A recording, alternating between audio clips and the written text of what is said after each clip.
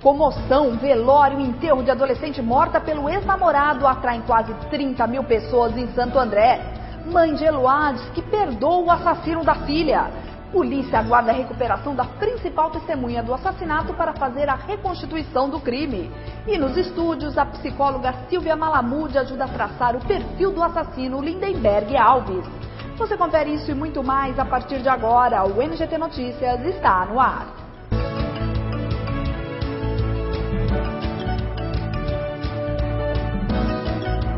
Está no ar o NGT Notícias. Apresentação Viviane Império.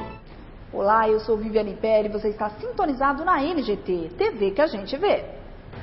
A morte da adolescente, que foi feita refém por mais de 100 horas pelo ex-namorado, se revelou um caso de grande comoção popular. 27 mil pessoas, entre amigos, familiares e muitos curiosos, foram ao cemitério Jardim Santo André para se despedir de Eloá. Faixas de solidariedade com pedidos de justiça. Sentimento de comoção e revolta tomou conta das pessoas que vieram ao cemitério de Santo André. Colegas de sala de Eloá trouxeram rosas e muitas lembranças da menina. No início da tarde, pelo menos 2.000 pessoas já aguardavam a chegada do corpo de Eloá. Às 2h40, o cortejo fúnebre deixou o ML de Santo André. Aplausos e oração dos colegas de sala. Venha a nós o vosso reino, seja feita a vossa vontade, assim na terra como no céu. Foi difícil organizar a fila para tanta gente entrar. Algumas pessoas passaram mal e foram socorridas.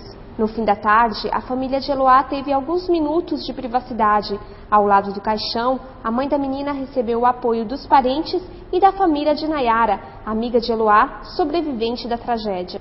No enterro, de acordo com a Guarda Civil de Santo André, mais de 30 mil pessoas passaram pelo cemitério, localizado na periferia da cidade, para se despedir de Eloá.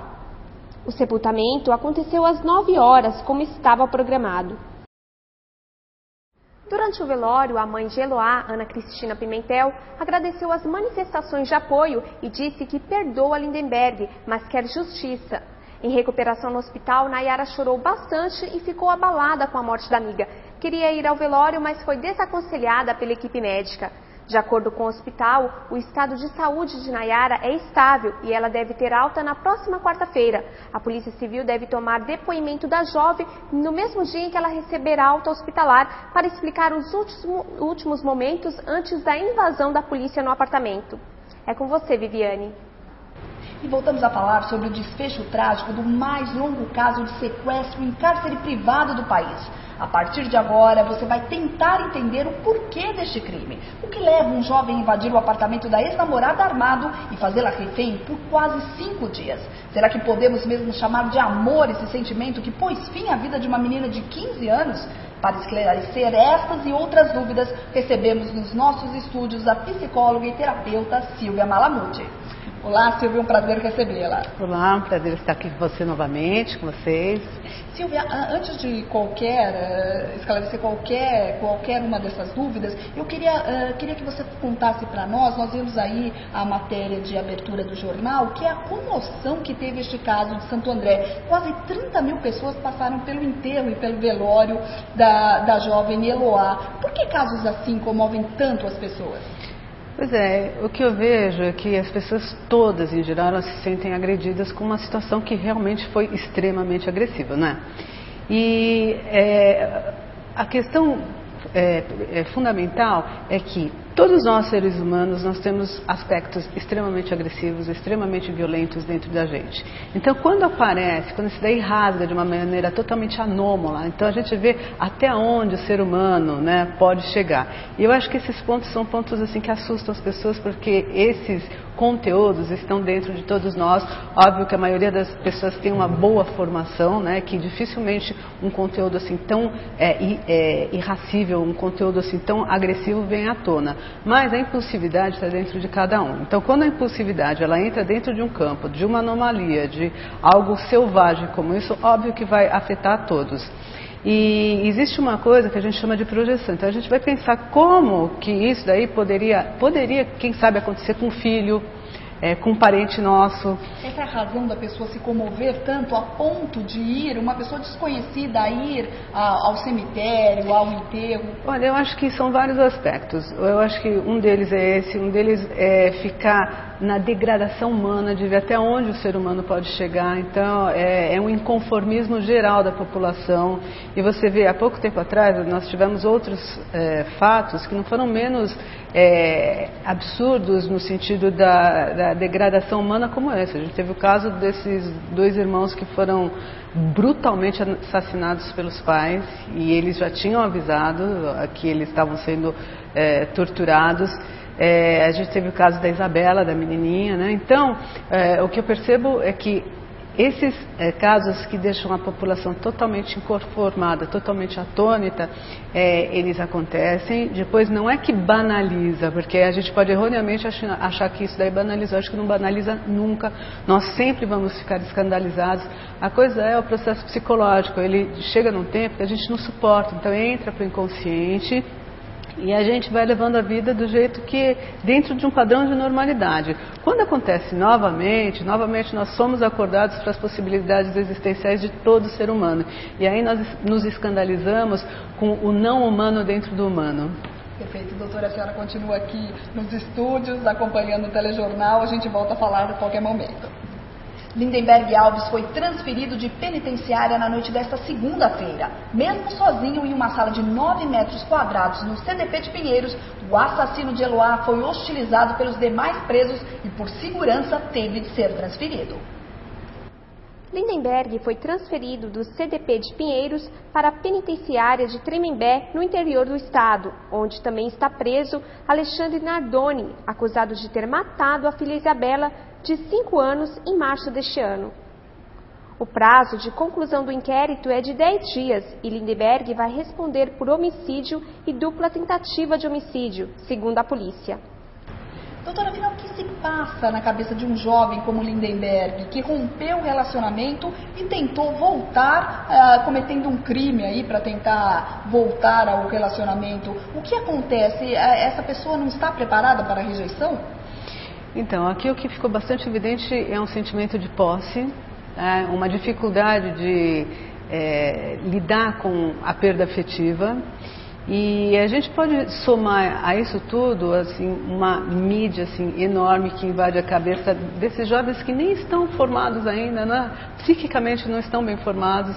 Então, se a gente for computar os filmes sobre assassinatos, as notícias sobre violência que se tem, é de uma maneira assim que é muito, muito, muito grande para o grau de suportabilidade entre o jovem saber o que é bom e o que é ruim, né? Então, pode ser que num desses momentos onde exista um rompante emocional, o adolescente acaba se cegando, ele não está estruturado ainda, com essa idade ele está ficando fortalecido em estruturações. Então, se essa estruturação emocional ela não está de uma maneira saudável, então fatos que o frustram podem abrir espaço para um rompante emocional onde a pessoa acaba se cegando. É óbvio que no caso desse adolescente existe um desequilíbrio emocional assim bastante importante, que a gente entra em contato com algo que é patológico. Você vê que mesmo dentro do presídio, que tem as suas leis próprias, o pessoal do presídio ficou indignado com a atitude dele. Então é algo que saiu do controle emocional dele, e é algo que a própria lei de uma delegacia, de uma prisão, né, não dá conta de suportar.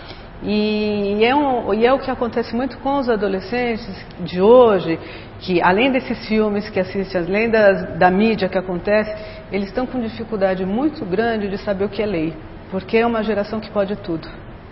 Então, muitos dos adolescentes ou vão para as drogas, ou vão para delitos. Só um momento, Silvia. E ele se sentiu realmente nesse contexto de que ele poderia tudo pela exposição do caso na mídia. Ele conversava com repórteres todos os dias, a polícia que estava toda lá, tanto que no depoimento de Nayara, a polícia na terça-feira, depois que ela foi solta, ela teria dito aos policiais que ele estava se achando mesmo o príncipe clube do gueto na hora. Então, esses jovens, eles não têm noção do que é a lei. E a lei, quando ela vem para dar limite. Então, se ele não tem um limite interno de saber o que ele não pode fazer com o outro, vem uma lei externa e vai falar assim, olha, a lei está aqui, se você não sabe, a gente vai te impor os limites e você não pode fazer isso. Inclusive, você vai para o cárcere privado, porque fora do cárcere você não está dando conta de lidar com o outro. Você está avançando no território do outro e pior, de maneira brutal. Então a lei funciona para isso. Então o que eu vejo assim, que esse adolescente especificamente, além dele não ter noção nenhuma, ele foi tomado pelos impulsos, que é bastante grave, que mostra o grau de desestrutura, de anestrutura que ele tem. Além dele ter sido tomado, ele não tinha noção nenhuma da gravidade do que ele estava fazendo. Então, ele não tinha noção. Então numa hora ele era o artista, ele estava totalmente como se ele estivesse embebedado, né, alcoolizado, narcotizado pelos próprios impulsos emocionais, e nesse momento ele não tem a capacidade de ver, de ter empatia com o sofrimento do outro, e isso caracteriza um estado patológico grave. E Silvia, e o que acontece agora na prisão com esses homicidas passionais? Ele está na prisão, estava sozinho, chorava, se lamentava pela morte de Eloá e só chamava pela Eloá. Era amor mesmo que sentia? O que acontece? Qual é a confusão que acontece na cabeça de um homicida passional? Então, o que pode estar acontecendo é que ele está começando por um estado traumático da própria ação dele. É muito interessante porque ele cometeu a ação e ele próprio se traumatizou pela ação. Isso eu estou falando dentro de um aspecto da própria patologia. Então ele pode estar traumatizado com a ação, ele pode começar a cair a ficha, né? Ele se dá conta da gravidade do que ele fez. Isso se ele tiver um pouquinho de autopercepção, de sanidade dentro dele. Porque tem pessoas que não, então precisa fazer todo um estudo psicológico dele. Eu acho que teve momentos que ele realmente se cegou dentro de um aspecto impulsivo. Pode ser que a dor da rejeição tenha deixado ele sem conseguir lidar com esse tipo de frustração, que é o que mais colabora para a pessoa tomar atitudes impensadas. Quando as pessoas não conseguem lidar com as frustrações impostas, que são parte da lei da vida. Obrigada, doutora. A gente já volta. A morte de Eloá levantou na sociedade um questionamento. Afinal, quais as consequências de uma paixão adolescente? Eloá tinha só 12 anos de idade quando começou a namorar Lindenberg, que tinha 19 anos. Hoje, ele tem 22 e ela tinha 15 anos de idade. Há indícios de que o namorado exercia um domínio doentio sobre a namorada, diz esse psiquiatra. Ele achou que ele era o dono dela. Tanto que ele larga na hora que quer, ele volta se ele quer, ele entra na casa dela, ele faz... É como se ela fosse posse dele. Tem que existir o limite dessa intensidade e esse limite tem que dar pelos pais. Porque senão o adolescente se perde. Os pais da apaixonada Beatriz dizem que é importante acompanhar de perto esse período tão especial da filha. Conversar bastante, ver com quem ela anda, né, conhecer bem o namorado. Tem que ser mais amigo do que pai nessas horas, para você saber o que eles estão fazendo. Se você for muito pai, eles escondem as coisas de você. Seus pais sabem que você namora? Naquelas, assim. Não. Não fala. Não sabe. Por que você não sabe? Porque não é o momento deles saberem ainda, eu acho. Doutora, nós vimos na reportagem que os pais estão preocupados realmente com qual o limite que ele pode dar para o filho adolescente, para o filho namorar. Os pais devem mesmo se preocupar. Um adolescente jovem de 12 anos, como foi o caso da Eloá, que começou a namorar aos 12 anos, é realmente bom a criança namorar e ter um relacionamento sério assim tão cedo? Olha, eu percebo que os pais têm que estar bastante presentes na evolução da criança, no crescimento do pré-adolescente, do adolescente. Deve existir um diálogo e a situação dos pais também é bastante delicada, porque os pais têm que tomar um cuidado muito grande para não atravessar a linha vermelha dos filhos. Quer dizer, os filhos precisam se compor como identidades independentes, eles precisam se experimentar como pessoas, mas eles não estão totalmente prontos para saberem até onde que eles podem se experimentar nesse esse mundo tão desconhecido. Então, o que normalmente acontece é que eles saem de um modus vivendi, de um tipo de vivência padronizada familiar, que é uma cultura familiar, e eles vão para um mundo onde existem diversos outros tipos de cultura. Então, cabe aos pais e dar a estrutura para os filhos de entrarem nesse mundo, deve haver diálogo. Então, se é aprovado o namoro aos 12 anos, sim e não, depende da situação, depende de como os pais estão observando a situação. Eu acho que quando tem um sinal importante de um desequilíbrio na área afetiva, os pais devem estar atentos, é o papel dos pais, é a função dos pais. Como a gente pode se existe um ciúmes excessivo por parte até da filha ou do filho, né, que está lá, ou do parceiro, do namorado, não é? Então, se existe um ciúmes excessivo, se existe assim uma ausência, assim, existem casais novos de namorado que começam a namorar e se ausentam do mundo, não querem saber mais do mundo. Então, se existe alguma coisa que dê algum sinal que não está dentro de um contexto de normalidade para os pais, esses pais devem ficar alertas. Ou se existe um dos parceiros menospreza muito o outro, ou idealiza demais, acha que o outro é tudo de bom e acaba não vendo as características de personalidades inerentes a cada um, né?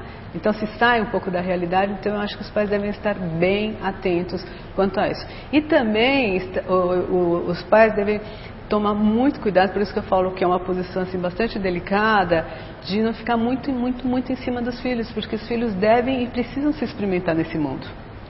Perfeito. Silvia, antes de encerrar a entrevista com você, eu queria falar sobre a questão especificamente da Nayara, a jovem que também foi feita refém e a jovem que sobreviveu ao desfecho trágico aí do caso de Santo André. Na verdade, a Nayara foi colocada numa situação de, depois que ela tinha sido libertada do cativeiro, a polícia foi até ela e colocou ela numa situação assim, que ela poderia salvar a amiga, ela poderia voltar ao cativeiro, conversar, negociar com um sequestrador para que ele libertasse a amiga. Até aí a polícia fala que colocou limites, que ela poderia caminhar até uma certa área, que ela não era para ela ter voltado no apartamento, mas na verdade o adolescente não é muito impulsivo, não foi muita responsabilidade da polícia colocar a situação nas mãos da menina?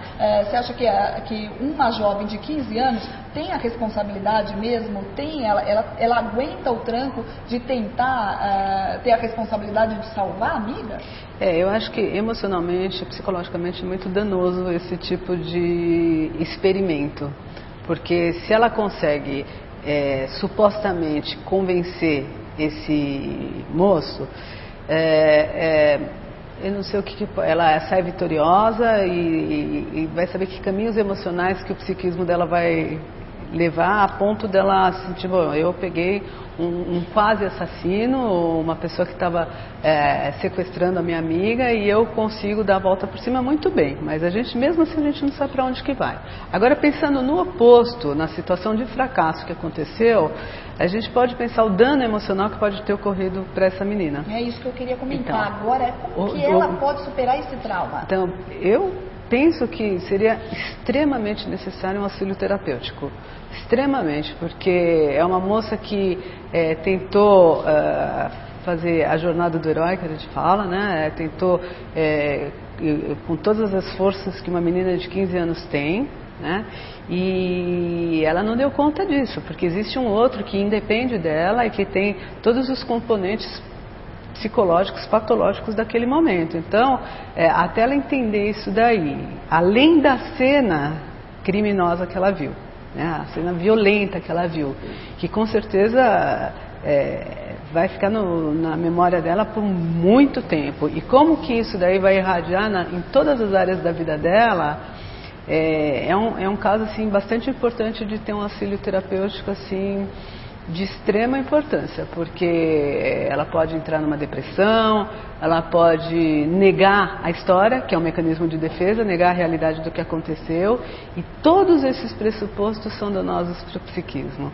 Então ela precisa ser muito acolhida por esses pais, Ela precisa ser muito acolhida, precisa conversar muito sobre o que aconteceu, até para aliviar a situação traumática. Silvia, você citou um ponto importantíssimo aí, que na verdade o grande conflito que a polícia tem hoje, especialistas em segurança, é qual foi o momento decisivo da invasão do apartamento. Então, o momento decisivo, eles querem saber e colocam todas as expectativas na recuperação da Nayara para que ela preste depoimento e possa confirmar se Lindenberg atirou nas meninas antes da invasão do apartamento ou os tiros aconteceram depois da invasão. E você cita um negócio que ela pode, na verdade, a reação dela pode ser de negar a história. Negar a realidade até para se proteger emocionalmente, para não sofrer tanto quanto deve ter sido, com certeza, pode ter dado esse então momento. Um apagão, alguma coisa, e ela não se lembrar do momento certo? Pode.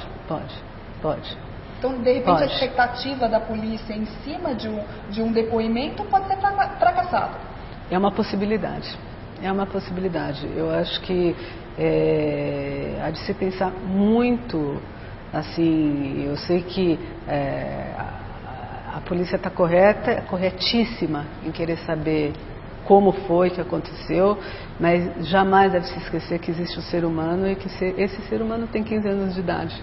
Nem que tivesse 40, 50, 60, mas no caso tem 15 anos de idade, está em formação e sofreu uma violência emocional que acho que não tem tamanho. Sem dúvida, e por muito tempo, né, Silvia? Por muito tempo. Então, ela lembrar é importante? Sem dúvida é importante, mas como que ela vai elaborar isso tudo? A questão do humano aqui, eu como psicóloga, eu levo muito em consideração. Então, eu acho que todos os componentes dessa tragédia foram danificados, né? A gente não, obviamente, o casal, o rapaz, que já está muito danificado, essa menina também, com certeza, e por que não dizer toda a população que toda vez, de tempos em tempos, é agredida com um fator dessa ordem de perversão, de agressividade.